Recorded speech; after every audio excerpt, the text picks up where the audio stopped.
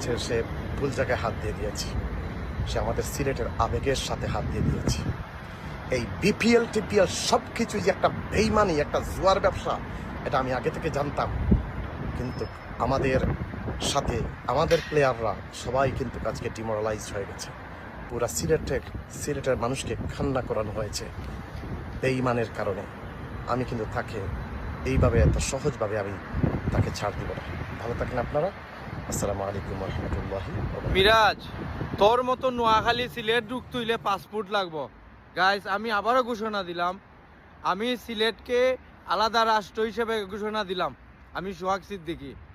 মিরাজ, আমার আদালত তোরে আনমু।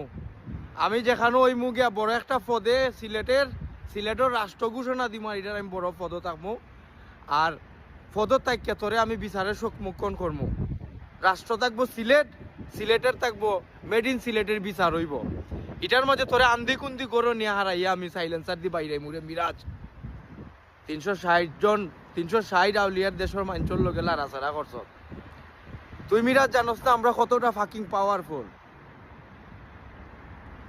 আমরার কারণে তো পুরা বাংলাদেশ চলে। আমরা এখন আলাদা দেশ বানাইলিমু মিরাজ, বুঝছস নি? আর তুই যে এই ফিক্সিং করছ এটা সবে জানে। তুই একমাত্র হইছত গিয়া এই 2 নম্বর ফুয়া। মানে তোর যে পকেটের টেকা নাই, ফাকিং তোর বউ আর ওই পাপনের কাছে দিছত, তোর গার্লফ্রেন্ড দিছত, দিয়া তুই খেলস। তুই তো একটা বেটা মাগির দালাল, মানে তুই একটা যৌন কর্মা। তুই কিভাবে ক্রিকেটার হস?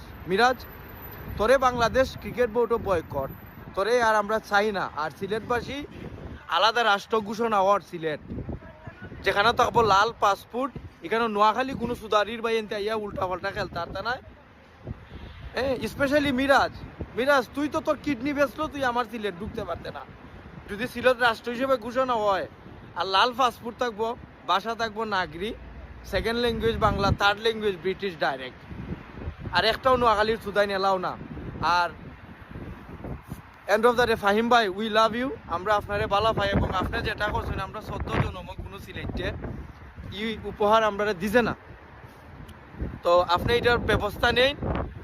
আর এই মিরাজ রে, এই আল্লাহ বান্দরের সুদা, আল্লাহ তোরও তো টেকার অভাব আছিল, তুই কইলে না আমরার কাছে।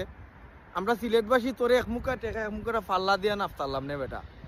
আল্লাহ আস্তা মানে ক্রিকেটারের নামে বদনাম করছে মিরাজে। গাইস, মিরাজে যদি কেউ বাংলাদেশ ক্রিকেটও রাখে না নি, আল্লাহর কসম কইয়ার, আমার মরা বাপের দুধর কসম, মরা বাপের কসম, আমি বাংলাদেশ আইমু, লন্ডন থেকে আই আমি কেস করবো বাংলাদেশ ক্রিকেট বোর্ডের উপরে। কইমু পাপন